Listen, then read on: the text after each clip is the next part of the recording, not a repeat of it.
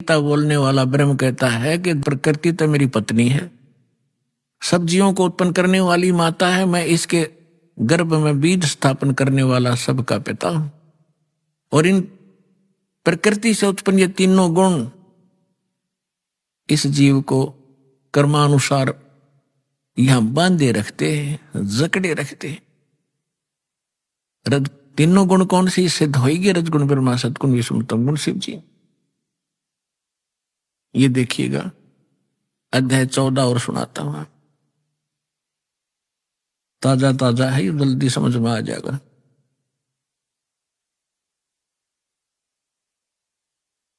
ये देखिएगा श्रीमद् भगवत गीता अध्याय नंबर 14 का और श्लोक नंबर 3 में, हे अर्जुन, मेरी महत माने प्रधान ब्रह्म, मेरी महत रूप मूल प्रकृति संपूर्ण भूतों की योनि अर्थात गर्भाधान स्थान है। मैं उस योनि में चेतन यानी गर्भ को स्थापन करता हूं, उसके संयोग से, जड़ चेतन संयोग से नहीं, सब भूतों की, सब प्राणियों की उत्पत्ति होती है। 4 में क्या कहा है?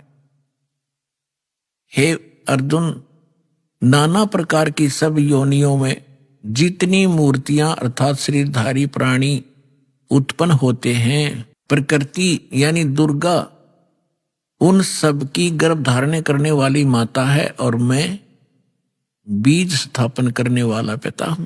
और 5वें में क्या कहा है?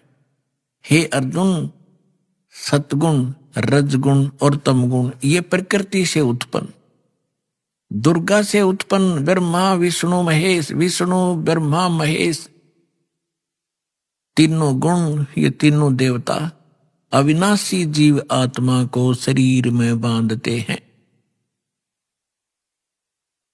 अब इसने, काल ने हमें मूर्ख बनाने के लिए ब्रह्मा विष्णु महेश के सिर ठेकरा फोड़ दिया कि ये तीनों देवता ही सबको यहां फंसा कर रखते हैं।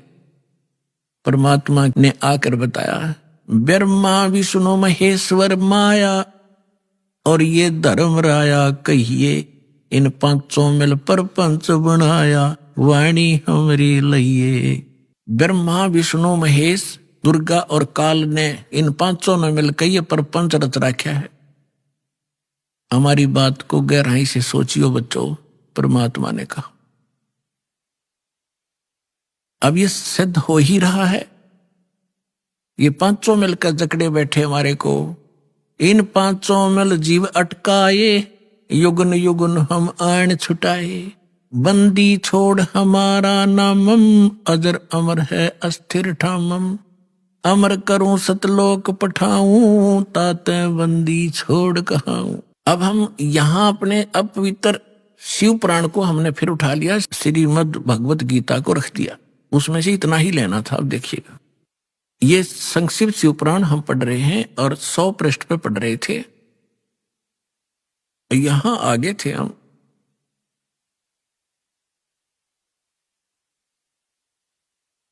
कि जो मूर्ति रहित परम ब्रह्म है उसकी मूर्ति भगवान सदाशिव हैं। अर्वाचीन और प्राचीन विद्वान उन्हीं के ईश्वर कहते हैं। उस समय एकाकी रहकर स्वेच्छानुसार विहार करने वाले सदाशिव ने अपने विग्रह से स्वयं ही एक स्वरूप भूता शक्ति की सृष्टि की, जो उनके अपने श्रीअंग से कभी अलग होने वाली नहीं थी। उस पराशक्ति को अपने विग्रह माने शरीर से निकाली दुर्गा को, ये खुद मान रहे हैं। पुण्यात्माओं, परमात्मा आए थे, ब्रह्मा जी को मिले, विष्णु जी को मिले, शिव जी को मिले। पहली बार तो इन्होंने ज्ञान सुना ढंग तक। परमात्मा ने सबसे पहले ब्रह्मा को सृष्टि रचना आदि सुनाई थी, पहले उसने ठीक माना, बाद में काल ने उसके अंदर प्रवेश करके बुद्धि भ्रष्ट कर दी कि ये झूठ बोलता है, मन गढ़ंत कहानियां हैं, वेद सर्वश्रेष्ठ है, इसके अतिरिक्त कोई बातें मत मानो।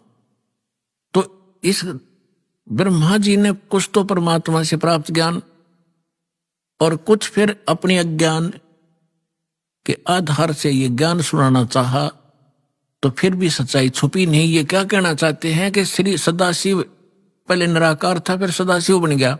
उसने अपने शरीर से एक शक्ति निकाल ली, वह प्रकृति कलाई, उसी को जगदम्बिका कहते हैं। तीनों देव की जननी ब्रह्मा विष्णु महेश की माता और उसकी 8 भुजाएं।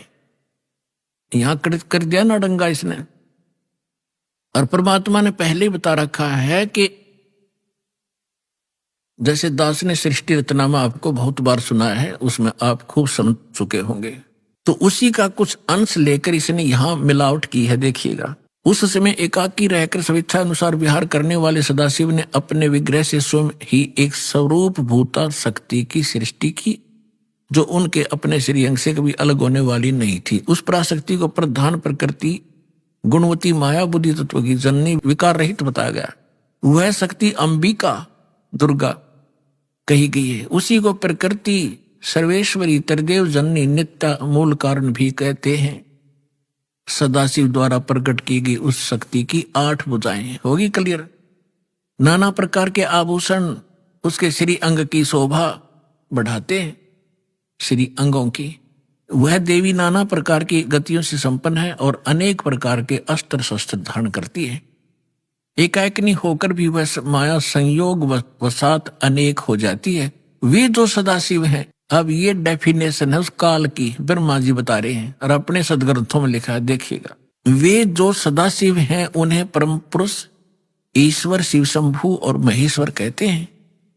यहां देखना, वे अपने सारे अंगों में भस्म रमाए रहते हैं। उन काल रूपी ब्रह्म ने एक ही समय में शक्ति के नाथ नहीं, शक्ति के साथ, दुर्गा के साथ शिवलोक नामक अक्षेत्र का निर्माण किया था।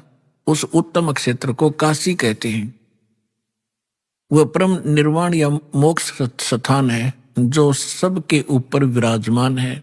वह प्रिय और प्रियतम रूप, पति पत्नी रूप में शक्ति और शिव, दुर्गा और ये काल, ये स्पष्ट कह दिया। वो काल रूपी ब्रह्म ने, यो काल कहो ब्रह्म कहो, काल रूपी ब्रह्म कहो, सदाशिव कहो, ये ब्रह्म है। वे प्रिय और प्रियतम रूप यानी पति पत्नी रूप में शक्ति यानी दुर्गा और शिव जो परमानंद स्वरूप है, उस मनोरम क्षेत्र में नित्य निवास करते हैं। मुने शिव और शिवा ने, काल और दुर्गा ने प्रलय काल में भी कभी उस क्षेत्र को अपने सानिध्य से मुक्त नहीं किया। देवऋषि एक समय आनंद वन में रमण करते हुए शिवा और शिव के मन में यह इच्छा हुई कि किसी दूसरे पुरुष की सृष्टि करनी चाहिए, जिस पर यह सृष्टि संचालन का महान भार रखकर हम दोनों केवल काशी में रहकर इच्छा अनुसार विचरें और निर्वाण धारण करें। अब इन्होंने सोचा कि कोई पुत्र उत्पन्न करते हैं, उसको ये सारा काम संभलवा देंगे, हम निर्वाण धारण करेंगे, एकांत में रहा करेंगे। ये देखिएगा, ऐसा निश्चय करके शक्ति सहित सर्वव्यापी परमेश्वर शिव ने अपने वाम भाग के 10वें अंग पर अमृत मल दिया। फिर तो वहां से एक पुरुष प्रकट हुआ, यानी उन्होंने पति पत्नी व्यवहार किया। वहां से एक पुत्र उत्पन्न हुआ, उसका नाम के रखा। 102 पृष्ठ पे संक्षिप्त शिव पुराण 102 पृष्ठ पे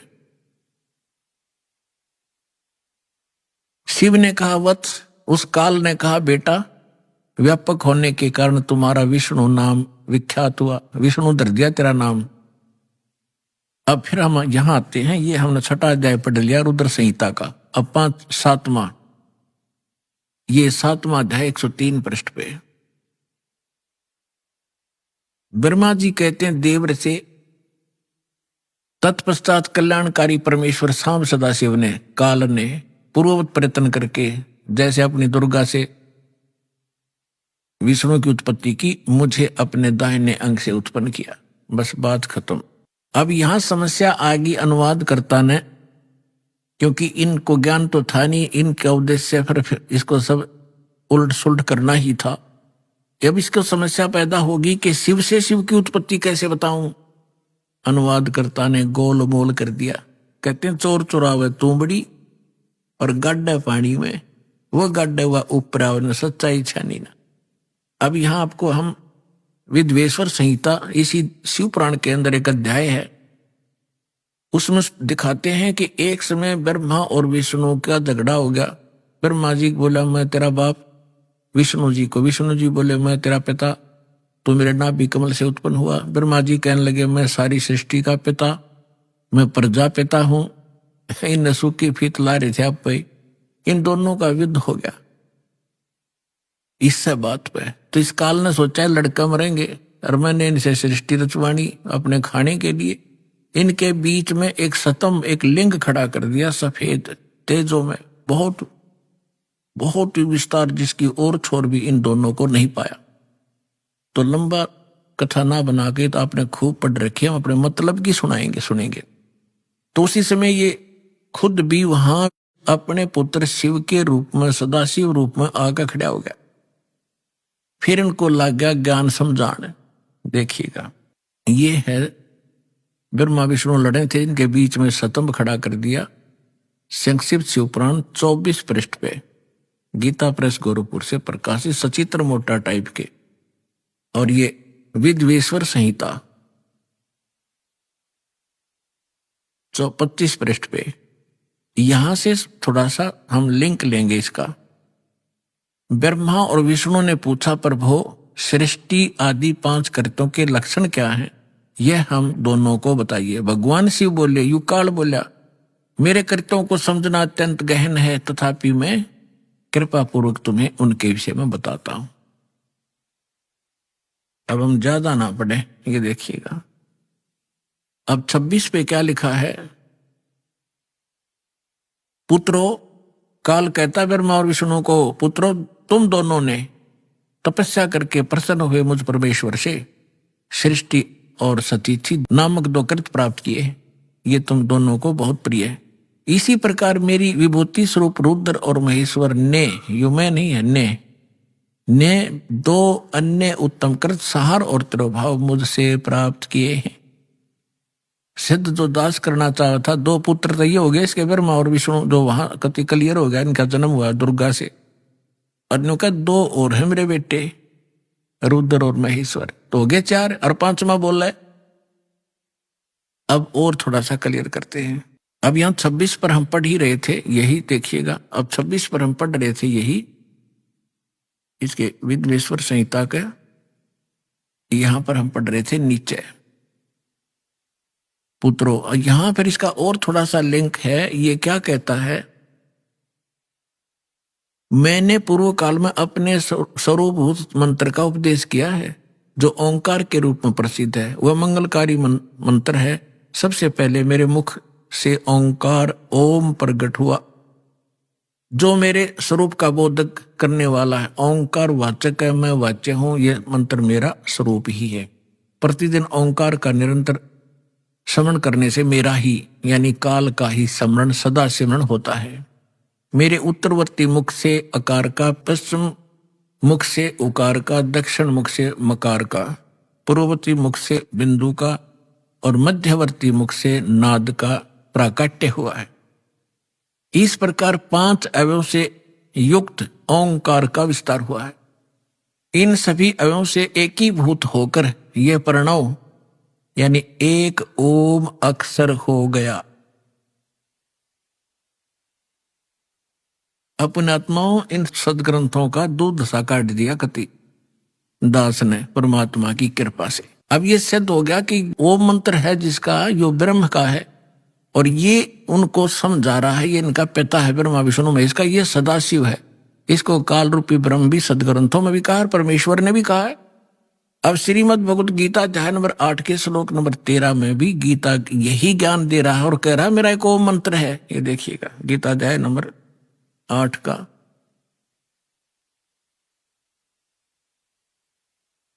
गीता अध्याय नंबर 8 का श्लोक नंबर 13 आपको दिखाते हैं। ये देखिएगा, अध्याय 8 श्रीमद् भगवत गीता अध्याय 8 और मंत्र नंबर 13। ओम इति एकाक्षरम ब्रह्म विवहारण माम अनुसमरण ये प्रियाति तजन देहम सयाति परमाम गतिम।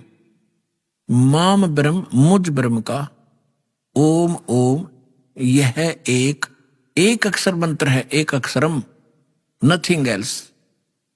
व्यवहारण अनुसमरण, उच्चारण करके सुमन करता हुआ, यह प्रियाति तजन देहम, जो शरीर छोड़कर जाता है, सयाति परमाम गति, जो ओम से मिलने वाली परम गति है उसको प्राप्त होता है। ओम अर्थ इन्होंने ये ओम किया, जो पुरुष ओम ओम इस एक अक्षर रूप ब्रह्म को उच्चारण करता है, एक अक्षर रूप ब्रह्म कहेंगे, ये तीनों का मुझ ब्रह्म का केवल एक ओम मंत्र है, इसका उच्चारण करता हो जो शरीर छोड़कर जाता हो, ब्रह्म से होने वाली उपलब्धि है, जो मोक्ष है उसको प्राप्त करता हूं। ब्रह्म से कौन सी उपलब्धि है? ब्रह्म से उपलब्धि है ब्रह्मलोक। अब ये देखिएगा 16वां श्लोक है 8वें अध्याय का। हे अर्जुन, ब्रह्मलोक पर्यंत सब लोग पुनरावृत्ति में है, यानी ब्रह्मलोक में गए हुए प्राणी भी इन दोबारा जन्म मृत्यु में आते हैं। पुनरावृत्ति का इन्होंने विश्लेषण भी किया है, अर्थात जिनको प्राप्त होकर पीछे संसार में आना पड़े, यानी ब्रह्मलोक में गए हुए प्राणी भी पुनर्जन्म में आते। यह इन्होंने अनुवाद थोड़ा सा गलत किया है कि हे कुंती पुत्र, मुझको प्राप्त होकर पुनर्जन्म नहीं होता। देखे बिना दिमाग की बात इनकी। विदते का अर्थ विद धातु से बना है, विद माने जानना भी है।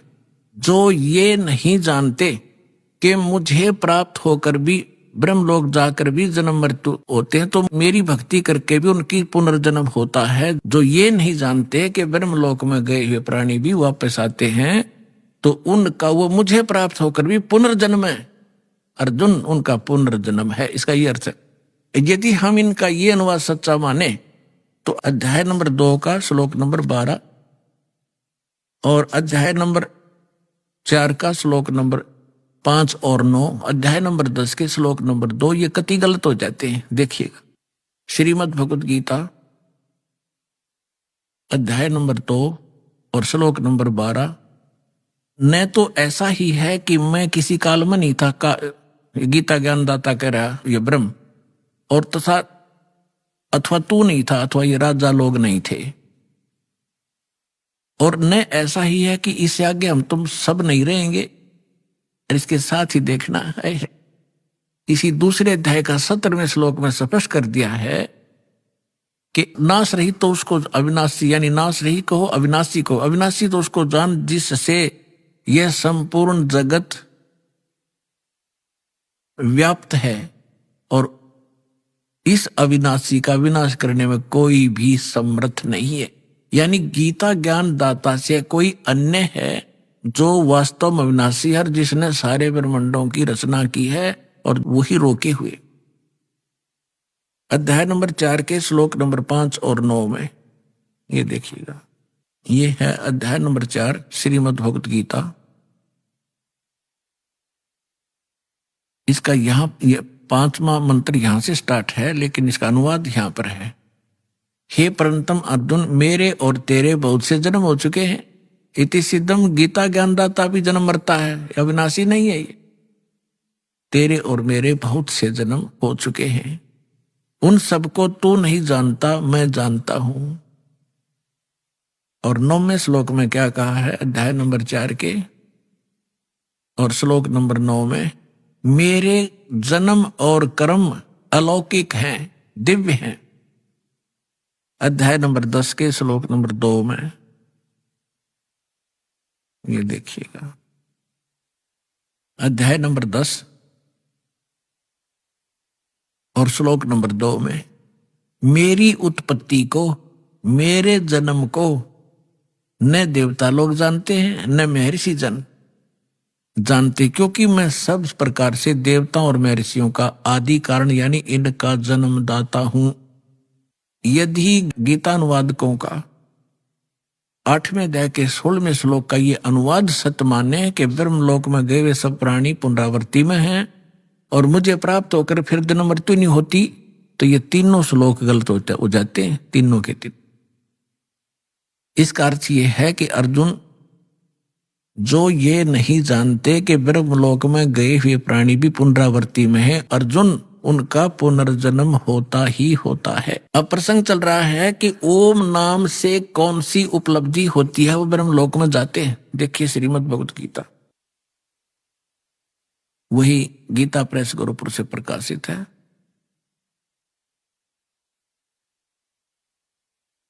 इसमें आपको दिखाते हैं 562 पृष्ठ पे, एक बार हिमालय राजा को देवी जी ज्ञान उपदेश कर रही है और ब्रह्म के बारे में जानकारी दे रही है। देखिएगा 562 पृष्ठ, संक्षिप्त देवी भागवत और ये 7वां स्कंद। यहां हम आ जाते हैं। देवी के द्वारा हिमालय को ज्ञानोपदेश, ब्रह्म स्वरूप का वर्णन। श्री देवी जी कहने लगी, पर्वतराज,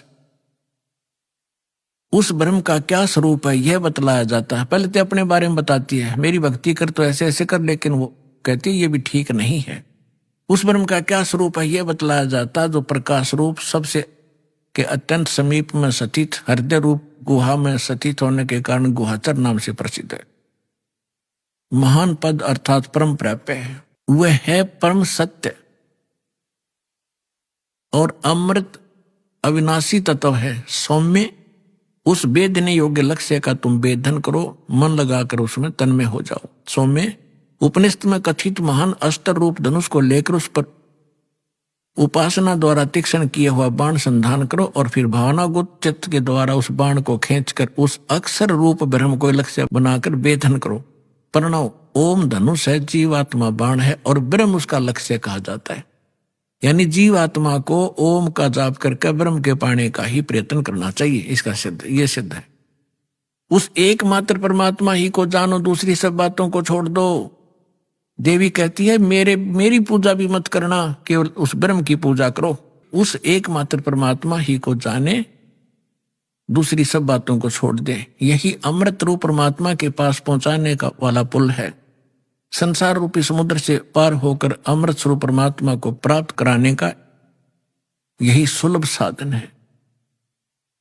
इस आत्मा का, इस परमात्मा का ओम के जप के साथ ध्यान करो। ओम का जाप करो। इससे अज्ञान में अंधकार से सर्वथा परे और संसार समुद्र से उस पार जो ब्रह्म है उसको पा जाओगे, तुम्हारा कल्याण हो। ओम नाम का जाप करो और ब्रह्म को प्राप्त हो जाओगे। वो ब्रह्म कहाँ रहता है? वह है, यह सबका आत्मा ब्रह्म, ब्रह्मलोक रूप दिव्य आकाश में स्थित है, ब्रह्मलोक में रहता है। यानी ब्रह्म का साधक ओम नाम का जाप करने वाला ब्रह्मलोक में जाता है। गीता अध्याय नंबर 8 के श्लोक नंबर 16 में क्लियर कर दिया है कि ब्रह्मलोक में गए हुए प्राणी भी पुनरावृत्ति में। और अब ये गीता ज्ञानदाता ब्रह्म है, ये क्या कहता है? अब गीता ज्ञानदाता कहता है कि अर्जुन, उस सच्चिदानंद घन ब्रह्म ने जो अपने मुख कमल से ज्ञान बोला वो वास्तविक ज्ञान है, वो तत्व ज्ञान है। उसमें विस्तार के साथ उस परम पिता के पाने की जानकारी है।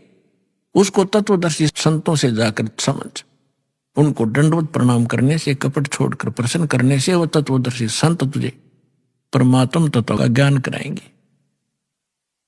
15वें अध्याय के 1 से लेकर 4 का सारांश है कि उल्टे लटके हुए संसार रूपी वृक्ष है। पीपल का वृक्ष समझो, ऊपर को जड़, नीचे को 3 गुण रूपी शाखा है।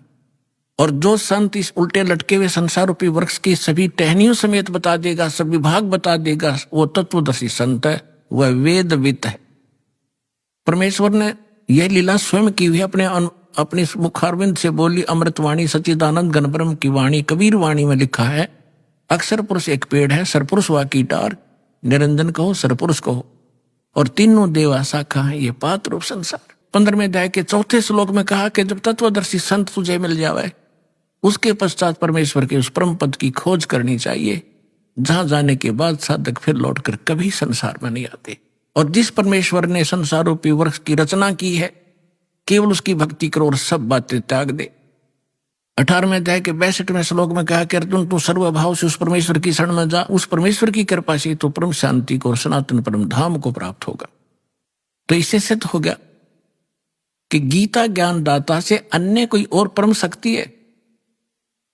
और गीता ज्ञानदाता भी जन्म मृत्यु के अंदर आता है और ब्रह्म का उपासक ब्रह्मलोक में जाता है और ब्रह्म से यही एक परम गति होती है, ब्रह्मलोक प्राप्ति होती है। अब हम आते हैं उसी प्रसंग पर जो आज दास आगे बढ़ाना चाह रहा है।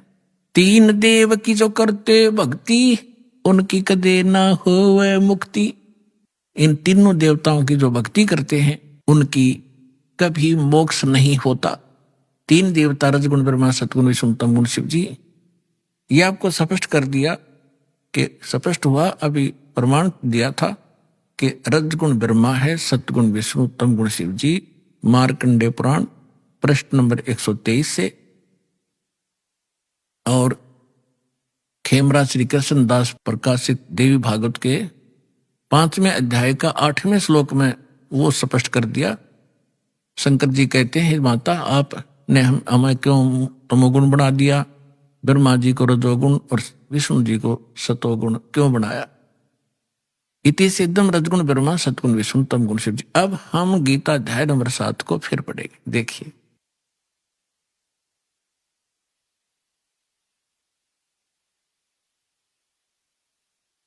अब हमने यहां तक पढ़ लिया इसको। अब ये क्या कह रहे हैं कि देखिएगा अध्याय नंबर 7 का श्लोक नंबर 2 कि मैं तेरे लिए इस विज्ञान सहित तत्व ज्ञान को पूर्णतः कहूंगा, जिसको जानकर संसार में फिर कुछ भी जानने योग्य शेष नहीं रह जाता। फिर ये तीसरे में बता दिया है कि हजारों मनुष्यों में कोई एक माने सिद्ध है, माने भगवान प्राप्ति के लिए हजारों में कोई एक आधा कोशिश कर रहा है भगवान पाने की, ना को केवल तो फॉर्मेलिटी करते हैं। और यत्न करने वालों में भी कोई एक आधा ही मुझ तक पहुंचता है, इसका ये अर्थ है कहने का। और जो मुझे तत्व से जानता है। अब प्रमाण है, जैसे दास बहुत बार सत्संग में सुनाता है कि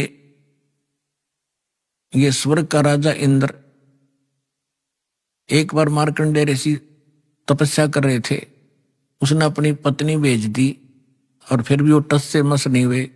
फिर स्वयं इंद्र पहुंच गया कि ले मार्कंडेय जी तुम इंद्र का राज ग्रहण करो, हम हार गए तुम जीत गए। लेकिन मार्कंडेय ऋषि ने कहा था कि मुझे तेरे इंद्र की राज की आवश्यकता नहीं, मैं तो ऐसे स्थान पर समाधि लगा रहा हूं ब्रह्मलोक में। और इंद्र को कहने लगा कि आजा तुझे ब्रह्मलोक का सैल करा दूं, वो ज्ञान बता दूं, त्याग दे इस इंद्र के राज को। अब उसने वो केवल इसी ब्रह्म को ही तत्व से जानता था, इस ब्रह्म को ही फाइनल मान रहा था कि ये पूर्ण परमात्मा है मार्कंडेय ऋषि, तो उसने वही सेटिंग थी। तो ये कहना चाहता है कि जो मुझे ही फाइनल मान रहा है तो मेरी भक्ति करता है, वो भी हजारों में कोई एक आधा, नहीं तो नीचे